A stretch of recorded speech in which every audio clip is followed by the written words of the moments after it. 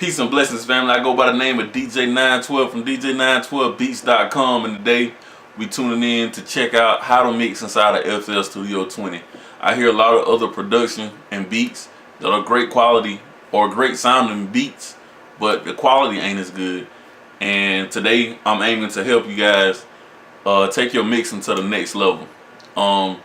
There's one thing I want to really touch on about mixing beats.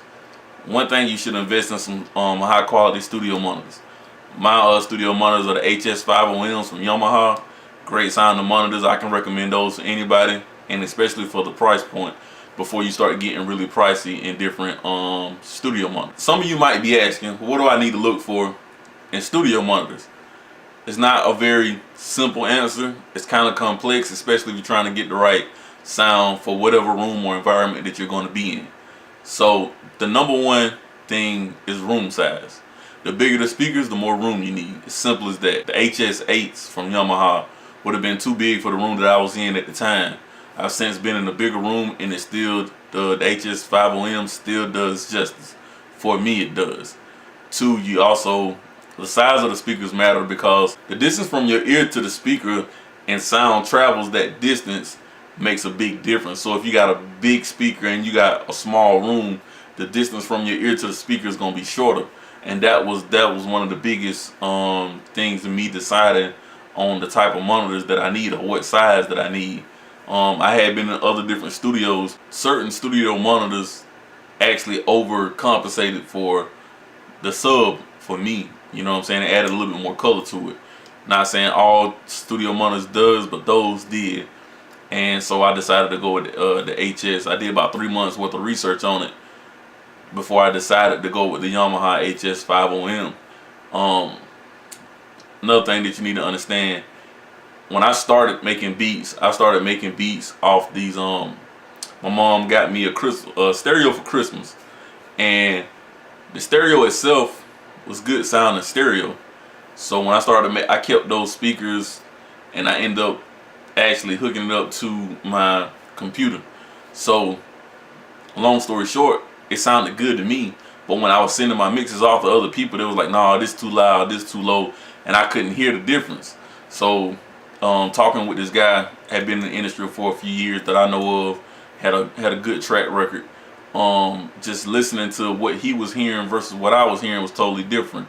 So we talked back and forth for weeks about different types of studio monitors. And price budget is very important, especially when you're up and coming and you're doing a lot of things on your own, like most of us producers are. So what I did was did that research, figured out what the room size is. If you got windows in your room, that also compensates for sound leakage. So sound is leaking out and you're not keeping a lot in, and you don't want to disturb the neighbors. You know what I'm saying? A lot of these apartment buildings and a lot of these houses now on top of each other, they're pretty close. So you don't want that sound to leak out, and you get a knock on the door from the police like I did at 3 o'clock in the morning. Hey, the music's too loud. You know what I'm saying? So let's just get into it. Oh, and another thing, if you have the reason why I referenced those regular Philips monitors, I mean Philips speakers that weren't monitors, the reason why I referenced those was simply because, like I said, it added a lot of color and sound. I don't generally like to mix inside of headphones because your sound doesn't travel. If you think about it, if you sitting in a room and you sitting with speakers, sound travels throughout the room, so it's gonna be different resonance for different sounds. So the frequency of the sound actually matters. It bouncing off the wall is coming back to you. That there's really important. But if you put these headphones on, and when you're putting headphones on, the sound is on your ear. It doesn't travel anywhere. It's just strictly in your ear.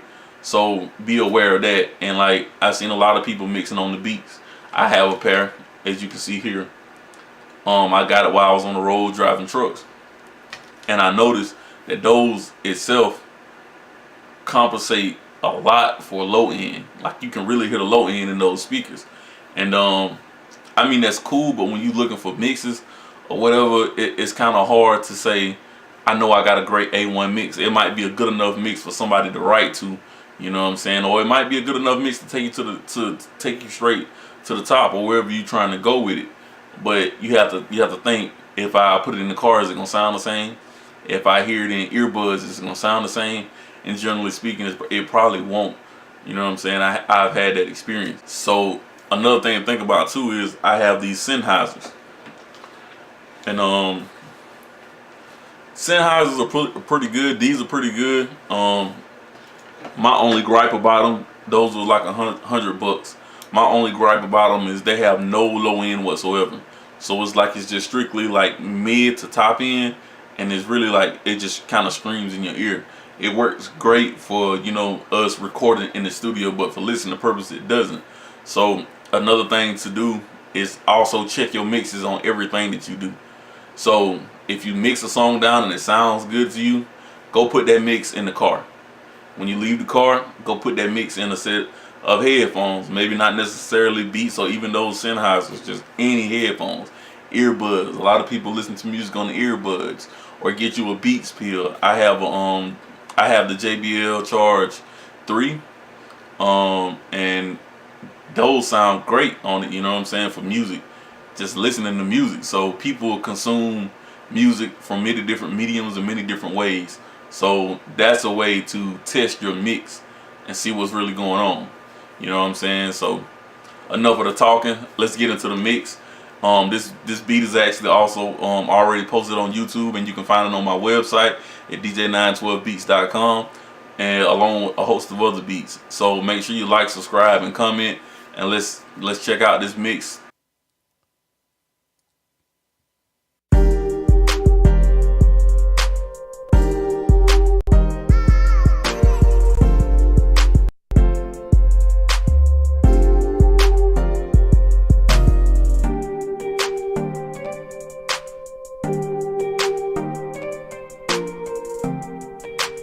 You are now listening to DJ912beats.com.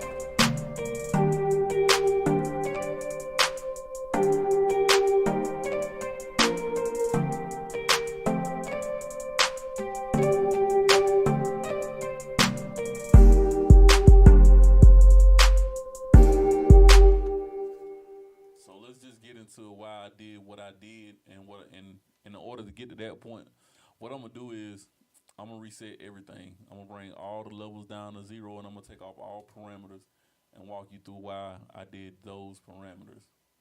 So let's start from the beginning. Make sure your channel is highlighted. Hit Control. Scroll all the way over to the end, to the last channel with sound. And since they're all highlighted green, it's going to allow you to bring it all the way down to zero. Bringing everything down to zero at one time, just so it gives you a rough starting point. Because if you start with your mix up here, you're going to tend to try to push it up, and you're already starting wrong. So let's just go all the way down to zero. Secondly, on your master channel, don't worry about the Z Game video editor. That's a plugin for videos, as you know, inside of FL Studio 20. What we're gonna pay attention to is this first plugin, is this Fruity Soft Clipper. This plugin helps to not distort what you have going on. So instead of your channel clipping or in the red, it'll bring it down to a manageable level. And that's one of the things that I hear mostly from a lot of new producers is you pushing the heck out your drums. Like you pushing them to the limit where it's distorting the track, and where it could be a decent or great track, it's becoming a mediocre track. And your mixing will help you take you to the next level. As I'm speaking from personal experience with a bunch of guys that I give a lot of credit to. They always was like, man, you got good beats, but why you don't mix them down? And I was like, because I don't really know what I'm doing, and the speakers I got ain't really helping. And so he was like, don't worry about the speakers, just start mixing.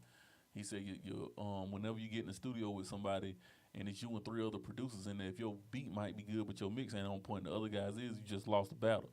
You know what I'm saying? So making sure that your craft is up to par, or if you can't find anybody to mix it for you, email me at dj912is@gmail.com. That's dj912is@gmail.com, and I'll mix it for you for a small nominal fee. We'll discuss that when you email me. But let's just get started in the mix, And I'm gonna start with the first sound because I believe that was the first sound that I started in, and I believe it's the main sound, which it is. It's the main sound, so it's this pattern right here.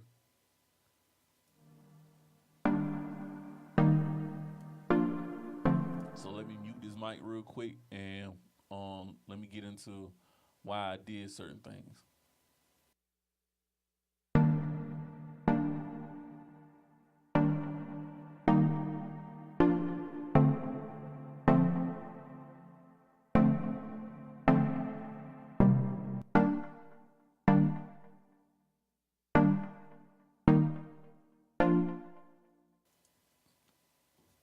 So with this instrument right here, it comes out of the Omnisphere, and as you can hear it dry.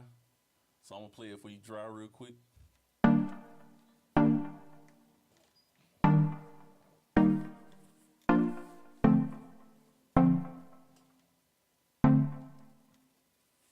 Now let's get into it. When I now I'm gonna play it with the Fruity Reverb 2 on it.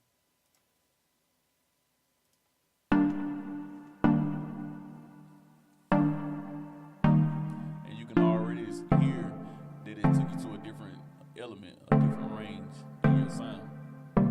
So this is with it, without.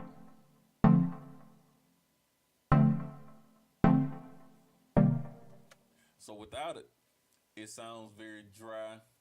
It doesn't sound intriguing enough to me. I wanted to be able to tell some type of story. I wanted to be able to get me into what's going on. So adding the reverb helps a lot, and it gives a more intriguing sound, something that my ears grab hold to. So the next sound, and I push it up the most too. So my main sound usually is the sound that I try to make predominant and make it stick out in the mix.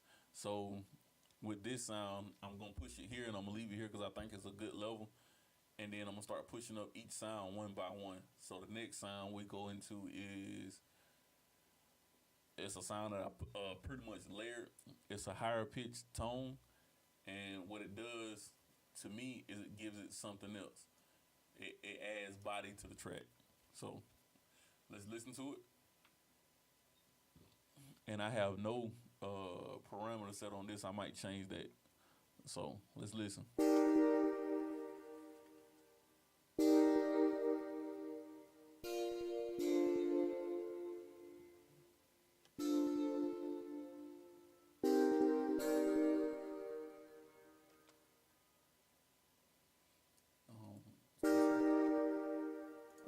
So that.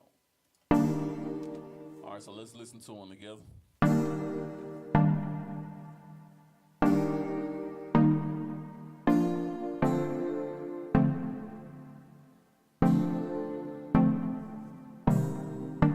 So already me just layering that sound on certain notes. So it's not every note. It's like um this one, this one. I don't know what they call it, but it's not every note. It's kind of like accent marks. So hear it again. First note, second note. That's the layer.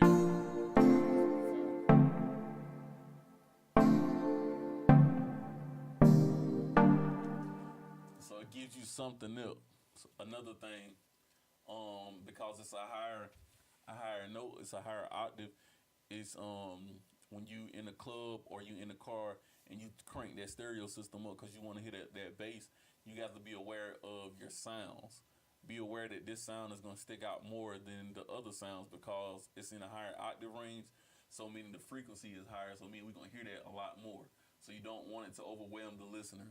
So what I do with a lot of the higher frequency sounds is I try to tuck them behind, and it still sounds bright. It sounds a lot, you know what I'm saying, a lot of still sounds loud in context. So another key thing is when you're making these beats, when you're making your beat, your production, start panning your instrumentation because your instruments You don't want them to be layered on top of each other, just everything in a mono mode, because the rapper has to come behind and you have to create room for the artist. So whether it's a rapper or a singer, that artist that they need room to create and paint their picture as well. And so painting their picture is very is very much important, as is your instrumentation and your beats. So with these two notes, I'm gonna pan one left and I'm gonna pan one right. Or these two patterns, I'm gonna pan one left and I'm gonna pan one right. I don't hard right or hard left these. I do about halfway and I just leave it. So let's listen to it, see what it sounds like.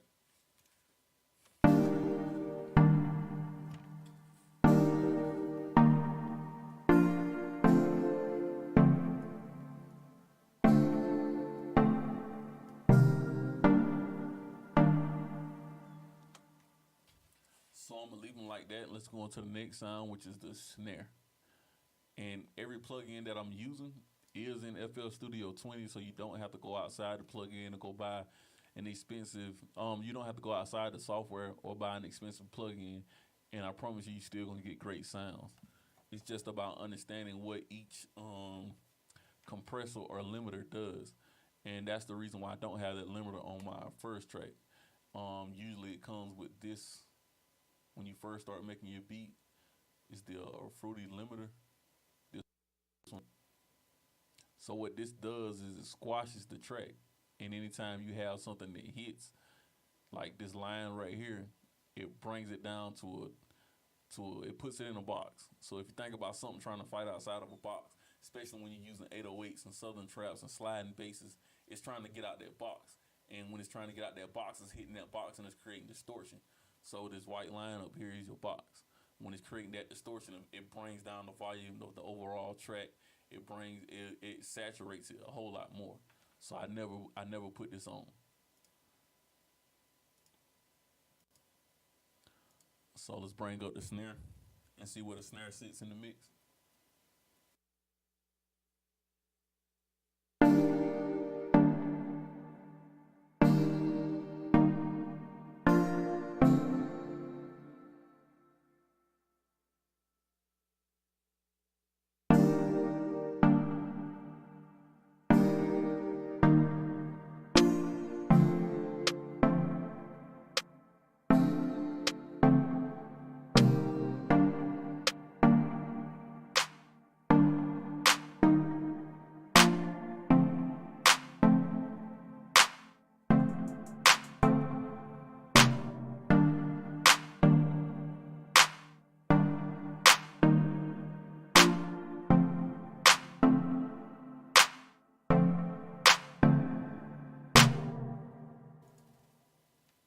So with knowing that I like my snares to crash and pop.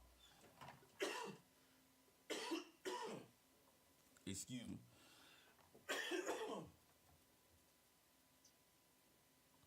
I like my snares to crash and pop. So what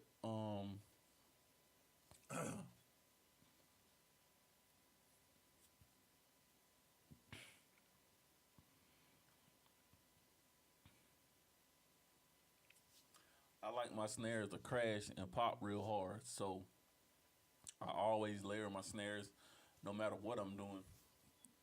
And I find a way to make it work within the track. So so the first one I want to say is pitched to.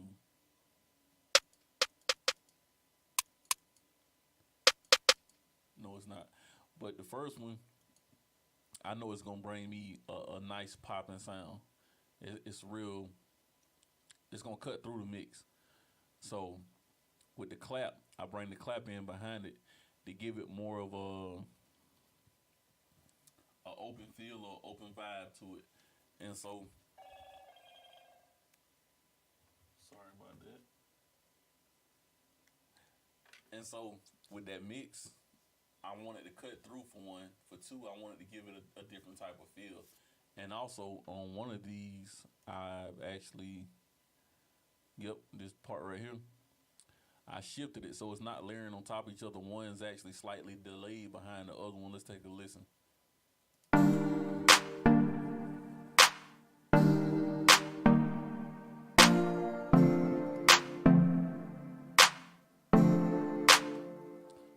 So I'm gonna take it off so you can hear it on top of each other.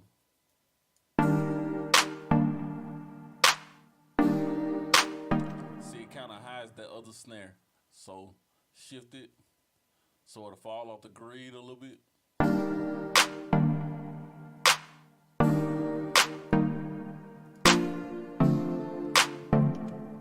let's get into the next one, which is the hi-hat. What I did on both my snare channel is I went to the Fruity compressor.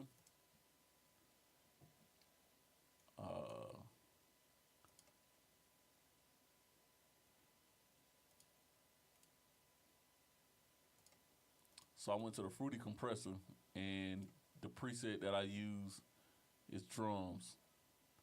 And I want y'all to hear the difference between with the preset on and the preset off. So I'm gonna mute the clap, and I'm gonna just do it on the drum. So this is with it on.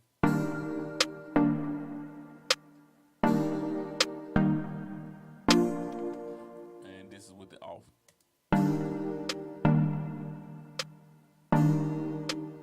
You can already hear a dramatic difference in just the sound alone. So the reason why I do it is to give it more volume. Now you can come in here and you can max your channel out like that, but that is not what you want to do, because now you can't control your volume. With it here, you can control your volume, or even with it down here, you know what I'm saying? You can always boost, you can never take away. So I like to leave even my drums about around to this line right here. And I did it the same thing as well on my claps. And that's with no extra, not me tweaking the parameter. That's the parameter that's already set inside of FL Studio 20. So let's go into the hi-hats. And in the hi-hats, I put a flanger on it. So let's hear how it sounds. Let me bring it up in the mix.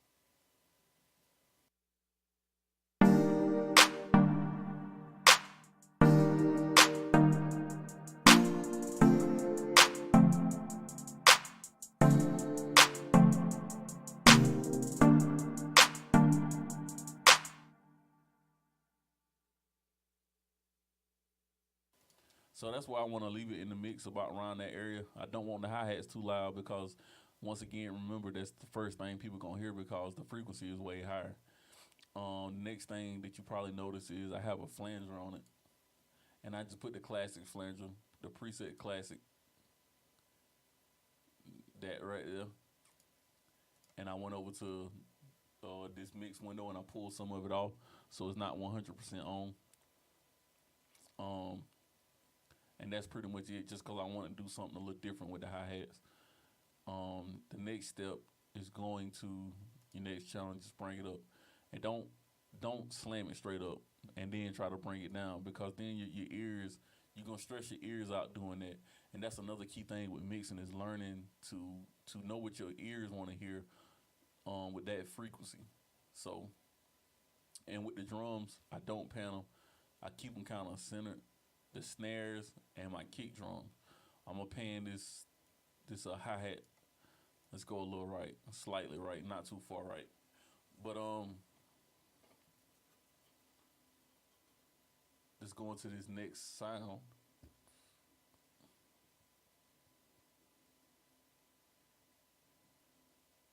which would be this.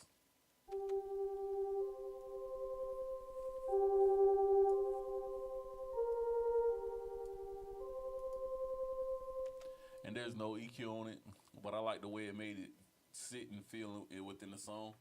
So let's hear it in the song.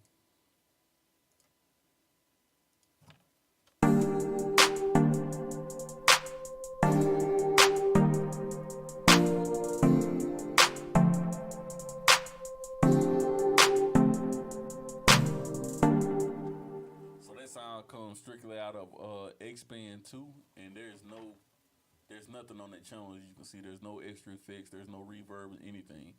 So with that being said, do you want to put effects on each sound that you use? No, you know what I'm saying, not unless you just utterly want to. So I try to keep it simple, and that seems to work best for me and my settings and the people that I work with It's keeping certain sounds just simple. But that helps carry the track to me. That sound itself helps carry the track, can marry a couple things together, and it kind of puts you in a more laid back, relaxed mode, which is the dynamic that I was going for with this beat. You can hear the full beat um, on my YouTube channel. I'll put the link in the description. So let's keep going to the next sound, which is the kick drum. Um, the kick drum is where I hear people uh, not losing the beat, but kind of coming up short. Your drums carry your track. I don't care what genre you in. Your drums, your kicks, your snares, um, your hi hats if you're using them. If I hear a track and I'm like, oh man, I can't wait these drums hit, and then the drums aren't aggressive, they're not strong, they're not subbing, like, and when you know that's what goes with that track, and then you hear the drums trying to do that, it kind of it make you fall short. It's like your heartbeat ain't there. Your drums and your snares are the heartbeat of the whole entire song. So you need your backbone of the song, which is your drums and your snares, to actually be present. You need them to be prevalent. So, um, and I'm saying that from experience from other tracks that I've done, that I've sent to people and they sent them back. Hey man, change the drums. And the more I've dealt with it, the more I understand of why. So, and all these tips are tips that I've used on every song that I've ever produced. You can check any of my songs out online through Spotify, Tidal, etc. I'm everywhere. I got a track called Faded, Freak About You featuring my boy Smurf. I produced that record, and I'm gonna just leave the links below so y'all can hear what I'm saying. I mixed them. I didn't master those records, so I sent them somewhere else to get mastered. But let's get into these drums. So with this top drum, it's just a kick drum. It's a regular kick drum. It's a punchy kick drum. It's not a sub. So here we go.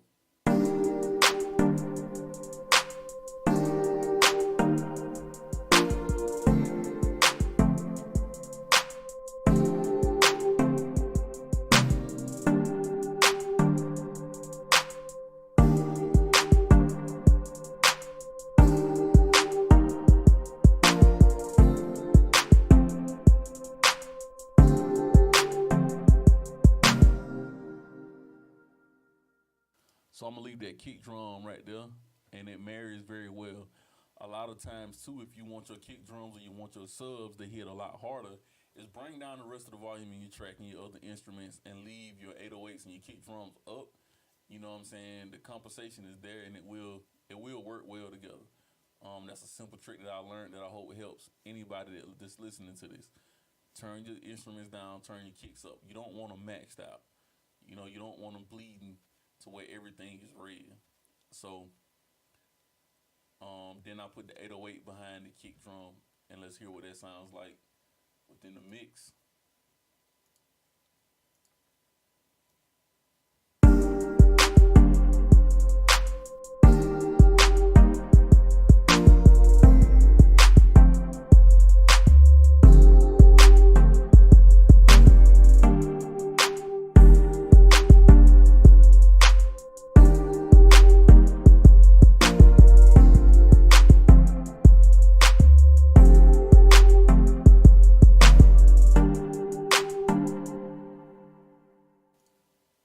So with the 808s, all I did was pretty much copy what was on the regular track. And instead of making the 808s drag on every note, what I did was I let them breathe in certain spots, and then let the 808 drag out, like in areas like this. Uh, areas like that. I let it drag out a little bit more to give it a different vibe and a different feel.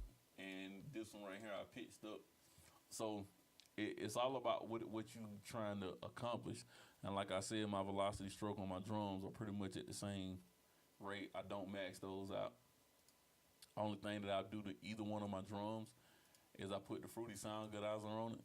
This particular plug-in right here, and I'm gonna let y'all hear it with the Sound Goodizer on it, and I'm gonna let you hear it without it.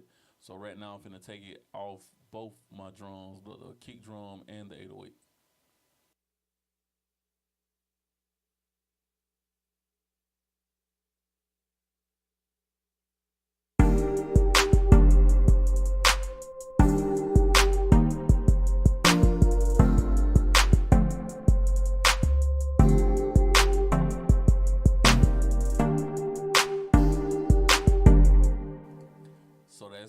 off.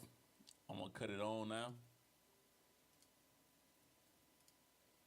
And watch the difference that you hear in how loud and how full it sounds.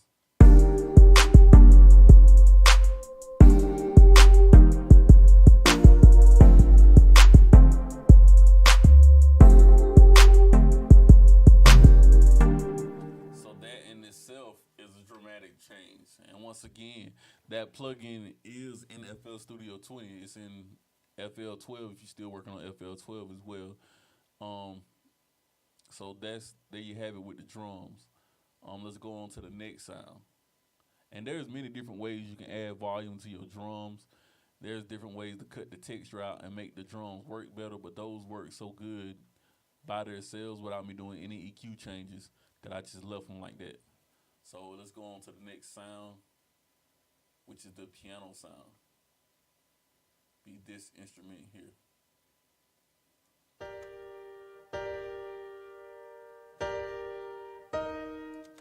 And this just so happened to be one of the last sounds that I put in the track because I was trying to find a way to bring the track together or to let you notice it's introducing into the hook. So me adding the piano in actually helped. So let me mix it. Let me get it to a level where I'm comfortable with, and I'll show y'all what I'm talking about.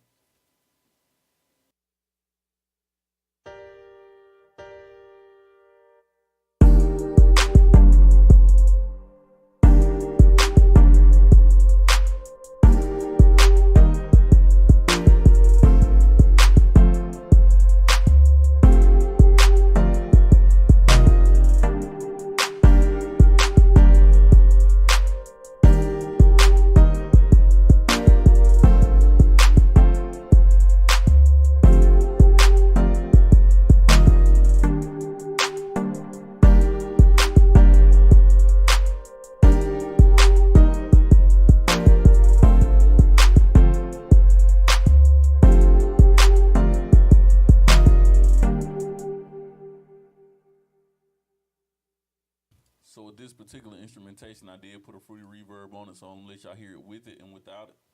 So I'm gonna cut it off right now. So this is the piano without the Fruity Reverb.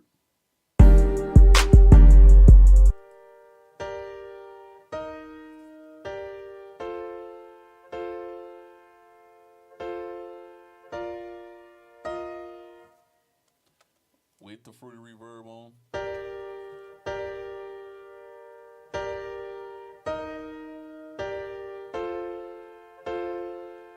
What reverb does, man, it actually adds like a roomy feel to it. So that's why it says size of the room. Like what size do you want your room? So the bigger the room, the more echo you got, the more dissonance you have between your ears and that instrument. So with Fruity Reverb or any type of reverb plugin that you use, you want to think about, I'm sitting in a room, I want to know how far that instrument is playing from my ear. Is it playing from the right side? Is it playing from the left side? Natural reflections in a room is what you're trying to create when you're using any type of reverb. So that's why it gives it something like it's more live than versus just it being a piano by itself. Because anytime you play an instrument, you're playing it in a room. It's going to sound different in each room. So that's what you're trying to compensate for. You don't want it to just sound like it's played on a computer with no feeling, no emotion into it. So, and that's even with the reflections and how you play. Like anybody can play straight. Hold on. Show you what I'm talking about. Anybody can just play straight. And even that, you can hear different velocity swings within how I'm playing it. Softer. Louder. It's how you play. It's how you listen as well, whether you know it or not. But even different reflections in a piano, if I'm playing versus me playing, it's a different reflection. You know what I'm saying? It brings out different emotion, and that's what you're trying to extract out of a person, out of an artist, out of the commercial that you're making a beat for, out of anybody, you want to extract some type of emotion. And so that emotion not only dwells on how you mix, but it also dwells on how you play, how your instrumentation is lined up. So let's keep going. That's just the piano. We ain't got but a few more sounds and then we get up out of here.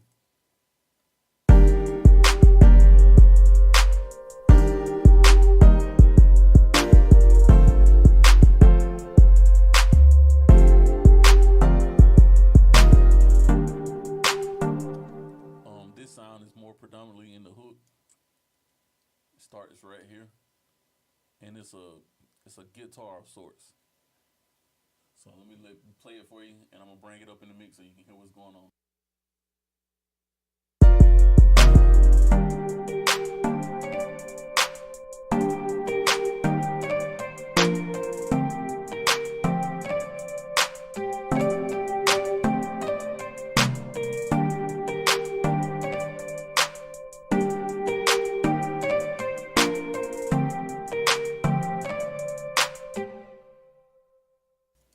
And with this one, it's very easy to hear what I'm talking about sticking out too much. You don't want you don't want your sound to stick out too much in your mix because then it becomes overpowering to the sound. So or to the track rather. So with this, a few decibels is like a mile. So I'm gonna push it up again just so you hear where it's too loud at for me and where it should be, like where it's sitting now.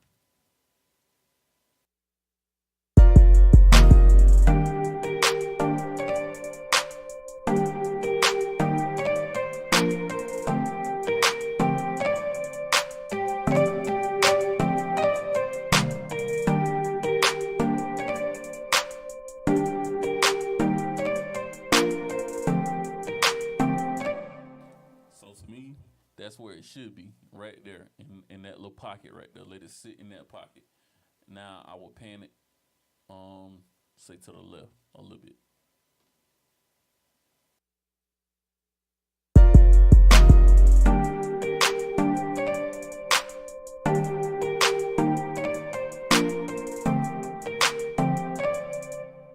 So for all producers, I want you guys to think about this.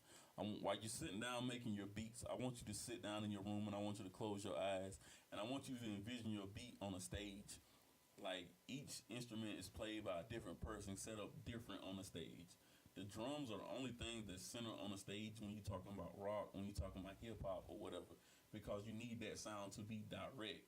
When you look at other how these live concerts are set up, when you're looking at it, you look to the left and you look to the right, and you have a guitar to the left, you have a guitar to the right. One of them's rhythm, one of them's bass. I mean, one of them to the right and one of them to the left. One of them's rhythm, the other one's bass. One of them might be just a solo guitar. Then you got your vocalist, your backup vocalist sitting somewhere. You know what I'm saying? Usually like 3 to 4 people singing backup. And then you have your DJ, if you're at a hip hop concert, and then you have your piano person, whatever.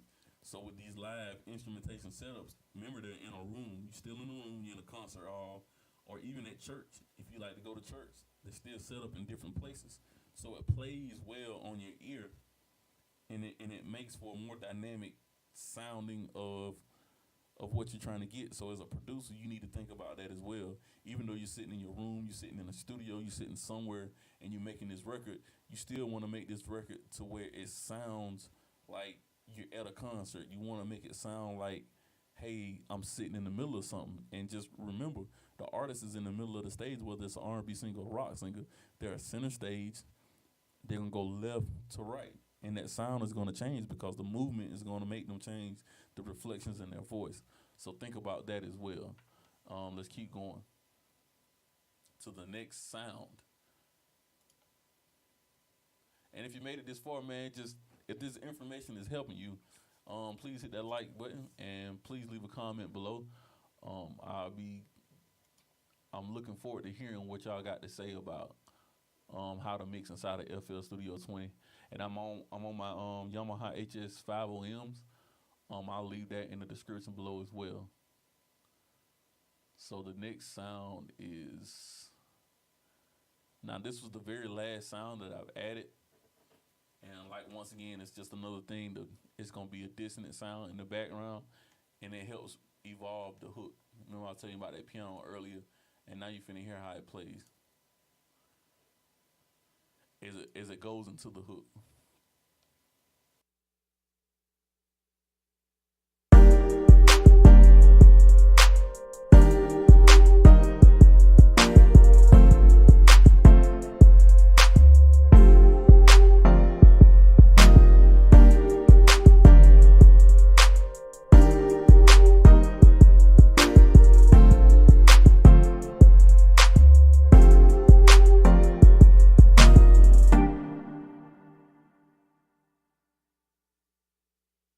So that was the piano. I'm adding this next sound. Can't even remember what it was.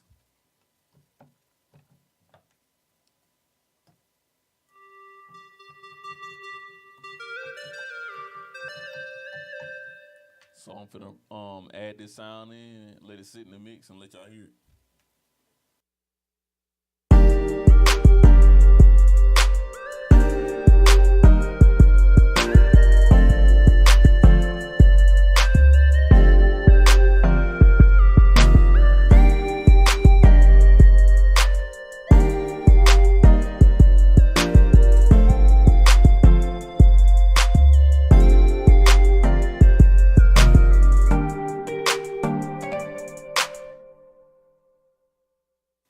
And so once again, like I was saying before, those high frequencies, I leave them in the background. I particularly like this one as a subtle background noise.